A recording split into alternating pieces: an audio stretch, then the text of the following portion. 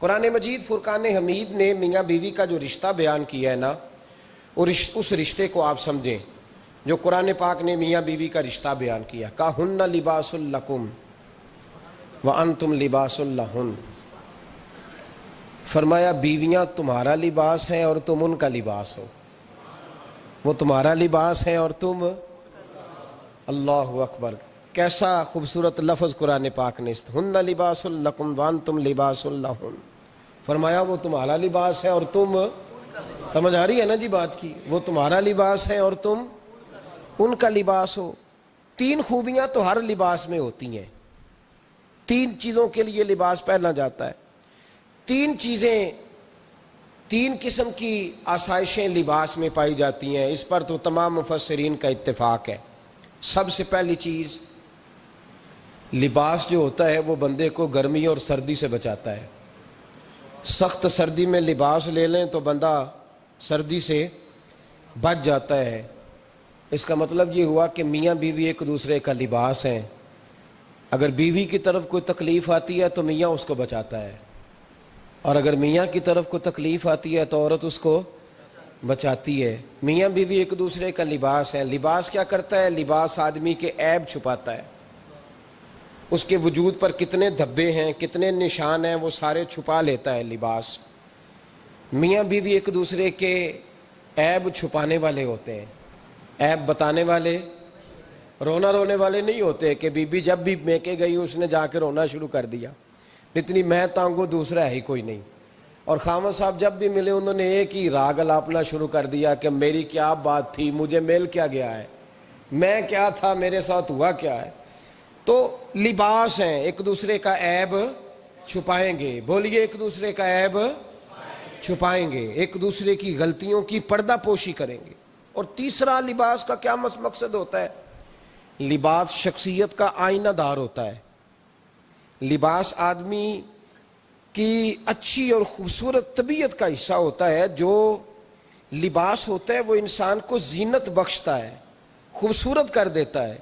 داڑھی والا آدمی ننگے سر پھرے تو خوبصورت نہیں لگتا، ٹوپی پہن لے تو بڑا پیارا لگتا ہے، ٹوپی پہنے تو بڑا، اور اگر امامہ باندھ لے تو نور نالا نور ہونا شروع ہو جاتا ہے۔ اللہ کرے آپ خوش ہو جائیں، آمین تو کہہ دیں، اور اللہ کرے فجر کی نماز آپ امامہ باندھ کے پڑھ لیں، آمین تو کہیں۔ چلو کونی جنہ دی داڑھی نہیں انہوں نے رکھنی چاہیے دیئے، جنہ دی نہیں ہونا نو موضوع نہیں تھا، پر ہماری بھی مجبوری ہے، داڑھی آئی جاتی ہے ہر موضوع میں شامل ہو جاتی، رکھنی چاہیے۔ سب یاد رکھیں، لباس آدمی کو زینت دیتا ہے۔ قرآن مجید کے لفظوں پہ غور کرو، اگر تو شادی کے بعد بیوی کے آنے کی وجہ سے خامد کو سکون نہیں ملا تو اس کا مطلب ہے اس نے گھر کو زینت نہیں دی، اور اگر شادی کے بعد اس بچی کو تحفظ نہیں ملا، اس کو اپنے گھر کے اندر سکون نہیں ملا، تو اس کا مطلب ہے خاوند نے اسے زینت، اس لباس نے زینت نہیں دی۔ میاں بیوی ایک دوسرے کا لباس ہے۔ اس مقدس رشتے کو اسلام نے باندھا، اور لباس کہہ کے باندھا۔ میرے رسول کریم علیہ السلام نے پہلے تو خارجی لوگوں کو منع کیا ہے۔ میری ذاتی رائے یہ ہے کہ میاں بیوی کی ذاتی لڑائی کوئی بھی نہیں ہوتی۔ ذاتی لڑائی، میری باتوں کی سمجھ تو آ رہی ہے نا آپ دوستوں؟ کوئی نہیں آ رہی؟ اللہ جزا دے آپ۔ میاں بیوی کی ذاتی لڑائی کوئی نہیں ہوتی۔ ہوتا پتہ کیا ہے؟ لڑکے سے پوچھیں کہ بتائیں جناب کیا حال ہے، تو کہتے ہیں بیوی میری صحیح ہے، اس کے گھر والے نہیں صحیح۔ سنا ہے آپ نے بھی کبھی یہ لفظ؟ تو اسی طریقے سے اگر لڑکی سے پوچھیں کہ تیرا کیا حال ہے، تو کہتی ہے خاوند تو میرا دھیان رکھتا ہے، اس کی اماں نہیں خیال رکھنے دیتی۔ تو لڑائی جو ہوتی ہے وہ تیسرے آدمی کی وجہ سے ہوتی ہے۔ تیری اماں آئی تھی تو اس طرح کہہ گئی، تو تیرا بھائی آ گیا تھا تو وہ یہ کہہ گیا، تیسرے فرد کی وجہ سے۔ میرے نبی کریم علیہ السلام نے تیسرے بندے کو سمجھایا ہے، تیسرے فرد کو حضور نے سمجھایا ہے۔ نبی پاک علیہ السلام نے فرمایا خبردار، ماں، بھائی، بیٹا، باپ سارے لحاظ کریں، بسنے دیں میاں بیوی کو۔ اگر شادی کر دیا تو ان کو سکون سے رہنے دو۔ تم دو جملے کہہ کے چلے گئے، کوئی عیب نکال کے جو چھپا ہوا تھا خاوند کی نظر میں وہ نکال کے بتا دیا کہ تیری بیوی یہ کام بھی کرتی ہے، اب تم تو ہٹ گئے وہ بات کہہ کے، اب انہوں نے اکٹھے رہنا ہے، ان کی زندگی مصیبت کا شکار ہو گئی۔ آزمائش میں آ گئے وہ دونوں، ساری زندگی کڑتے رہے، ایک عیب نکال کے لڑکی کے گھر والے لڑکے کا اسے بتا کے چلے گئے تیرے خامد میں یہ عیب پایا جاتا ہے، وہ ساری زندگی کڑتے رہیں گے، تکلیف میں رہیں گے، انہوں نے تو اکٹھے رہنا ہے۔ بتانے والا چلا گیا، میرے رسول کریم صلی اللہ علیہ وسلم فرماتے ہیں لعنتی ہے وہ شخص، لعنتی ہے وہ شخص۔ یا رسول اللہ کون سا؟ فرمایا جو بیوی کو مرد کے خلاف اکساتا ہے اور مرد کو بیوی کے خلاف اکساتا ہے، وہ لعنتی ہے، ملعون ہے، رحمت الہی سے دور ہے وہ شخص۔ انہیں قریب کرنے کی کوشش کر، تو ان کے اندر محبت پیدا کرنے کی کوشش کر۔ میرے نبی کریم علیہ الصلاۃ والسلام نے جب حضرت سیدہ فاطمہ الزہرا رضی اللہ تعالیٰ عنہا اور جناب سیدنا علی المرتضیٰ رضی اللہ تعالیٰ عنہ کی شادی کی تو نبی پاک نے دونوں کے سر جوڑے اور دونوں کے درمیان محبت کی دعا فرمائی، دونوں کے درمیان محبت کی دعا فرمائی۔ اور نبی پاک صلی اللہ علیہ وسلم حضرت فاطمہ کے سامنے جناب علی کے فضائل بیان فرماتے، اور جناب علی آتے تو نبی پاک فرماتے فاطمہ تو میرے وجود کا حصہ ہے، وہ تو میرے جگر کا ٹکڑا ہے۔ تو ان دونوں کے درمیان الفت پیدا، یہ سب سے پہلے تو خارجی لوگ اس بات کا خیال کریں، سب سے پہلے تو خارجی لوگ خیال کریں، توجہ دیں کہ ان کو بکھرنے سے بچائیں۔ اب میاں بیوی بھی سمجھ لیں کہ ہماری ذمہ داریاں کیا ہیں۔ مسند امام احمد بن حنبل میں حضرت ابو درداء رضی اللہ تعالیٰ عنہ سے حدیث مروی ہے، نبی کریم صلی اللہ علیہ وسلم کی بارگاہ میں ایک خاتون نے آ کے عرض کیا یا رسول اللہ صلی اللہ علیہ وسلم مجھے بتلائیے خاوند کا حق کیا ہے۔ یہ جو حدیث سنانے لگا ہوں نا، یہ بیٹی کو سنانی ہے، جا کے یہ ٹیلی فون کر کے بہن کو سنانی ہے، صرف بیوی کو سنانے کی نہیں ہوتی یہ چیزیں۔ یہ حدیث بیٹی کو سمجھائیں، بہن کو سمجھائیں، ان لوگوں کو سمجھائیں تاکہ، اور یہ یاد رکھیں خاوند کے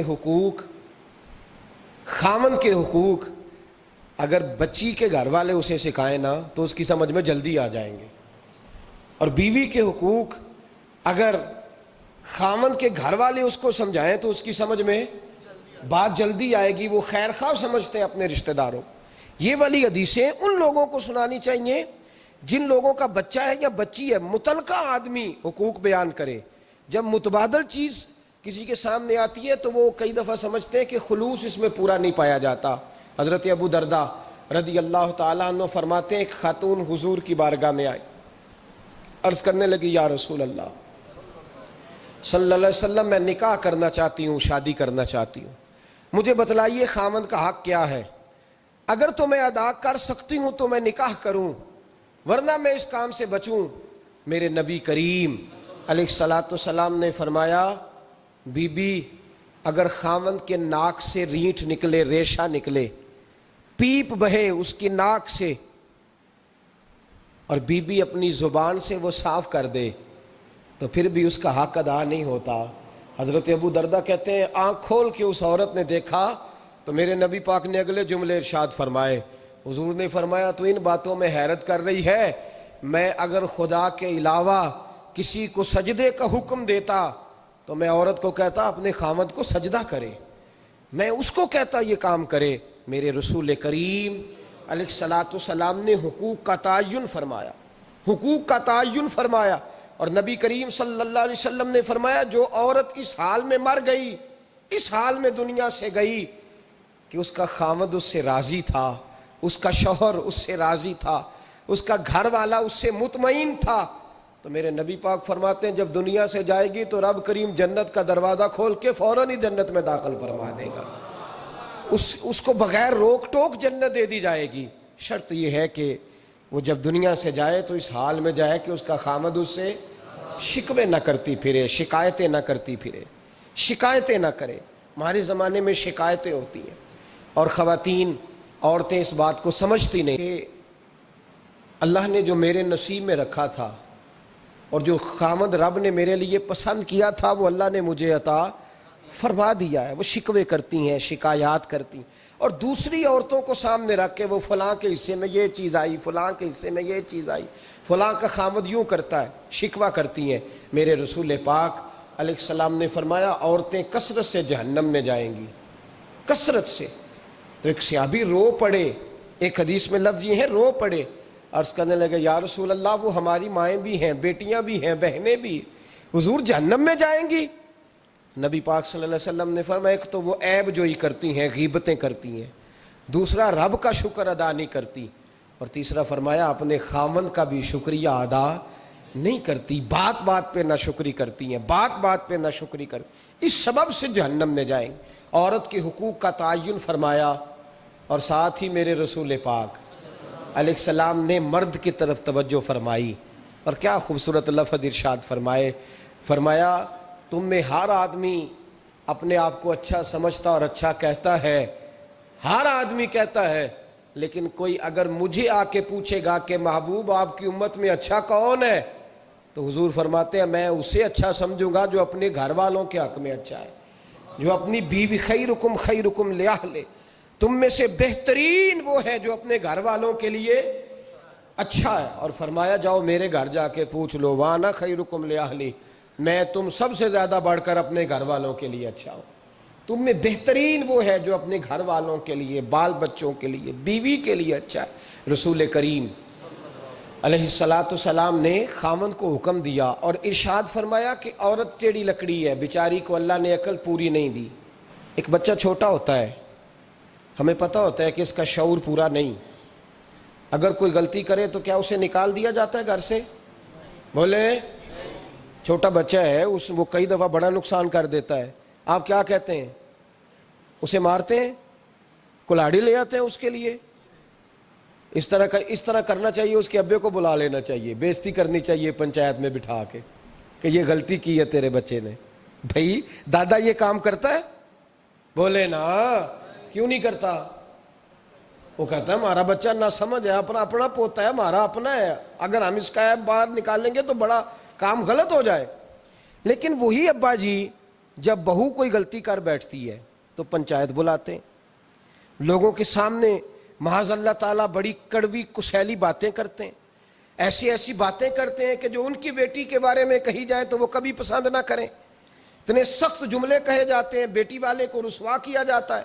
میرے نبی کریم علیہ السلام نے فرمایا یہ ٹیڑھی لکڑی ہے، بیچاری کو اللہ تبارک و تعالیٰ نے اپنی حکمت کے تحت عقل عادی عطا فرمائی ہے، تم اگر چاہو گے سیدھی کرنا تو یہ ٹوٹ جائے گی، سیدھی نہیں ہوگی۔ حضور کیا کریں؟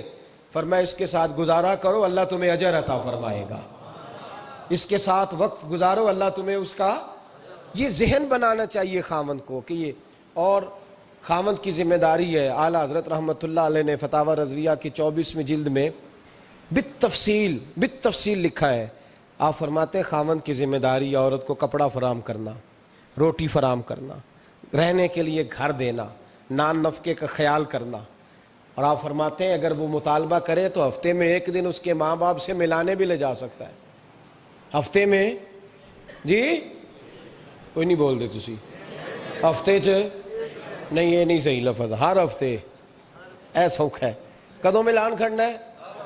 پاویں نہ بولو، گل جڑی سچی ہو تے سچی ہے، ملان کدوں لے جانا ہے؟ اچھا اپنی اماں نو روز ملدا ہے سویرے شام، تے وہ کہندی مینوں بھی اماں نو ملا لیا، تے کہندا روز نہیں جائیدا، تو تم ہی نہ ملا اپنی اماں نو روز بھائی۔ لیکن اعلیٰ حضرت فرماتے ہیں ہفتے میں ایک دفعہ ماں باپ سے، بولے، بیٹی کا پیار ماں باپ سے زیادہ ہوتا ہے کہ بیٹے کا؟ لو تو سارے نو پتا ہے، یعنی تسی گھٹ کر دے ہو نا، تاں بیٹی دا نام لیا جے، صحیح بات کر رہا ہوں؟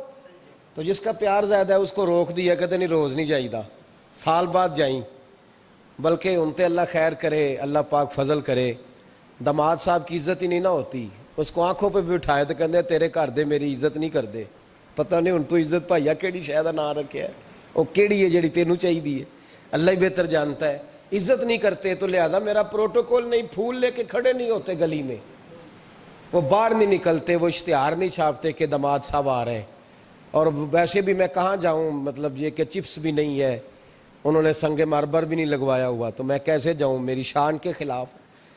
اعلیٰ حضرت فرماتے ہیں ہر ہفتے وہ بیٹی جو ہے، تو بیٹیاں بیٹیاں ہوتی ہیں، اور یہ تو اس دن پتہ چلتا ہے نا جب اپنی بیٹی بندہ ڈولی میں ڈالتا ہے، پھر پتہ چلتا ہے کہ دل کرتا ہے ہر ہفتے اس کو ملنے کو، دل کرتا ہے کہ وہ آئے، چہرہ دکھائے، ایک دفعہ مل جائے، ہر ہفتے اس کو ملوانے لے کے جائے، اس کی غلطیاں معاف کرے، اس کے عیبوں پہ پردہ ڈالے، اس کی کوتاہیوں کا خیال کرے، اس سے درگزر کرے، میرے نبی کریم صلی اللہ علیہ وسلم نے فرمایا میں اپنی امت کو حکم دیتا ہوں کہ اپنی بیوی سے بغض نہ پالنا، بغض نہ پیدا کرنا، کوئی غلطی کرے تو بغض نہ پیدا کرنا، بغض نہ رکھ لینا سینے میں کہ تو ہے ہی ایسی، تو ہے ہی، بغض نہ پالنا۔ اور کیا خوبصورت لفظ ہیں حضرت خدیجہ الکبریٰ کے سرتاج کے، اور کیا لفظ ہیں جناب سیدہ آمنہ کے لال کے۔ میرے نبی پاک فرمانے لگے اگر تمہیں اپنی بیوی کی کوئی عادت ناپسند ہے تو غور کر لو، ڈھونڈ لو، اس میں ایسی بھی عادت تمہیں ضرور مل جائے گی جو تمہیں بڑی پسند ہوگی۔ ڈھونڈ لو، غور کر لو، مل جائے گی، کوئی ایسی بھی مل جائے گی جو تمہیں بڑی پسند ہوگی، وہ بھی تمہیں مل جائے گی۔ ڈھونڈو تو صحیح، تلاش تو کرو، بغض کی اینک نہ لگانا، بغض کی اینک لگا کے دیکھو گے تو کچھ نہیں ملے گا۔ نبی رحمت سید عالم صلی اللہ علیہ وسلم، پہلی بات یہ ہے کہ اللہ کے حبیب نے تعین فرمایا، اور پھر عملی طور پر حضور نے وہ چیزیں کر کے دکھائیں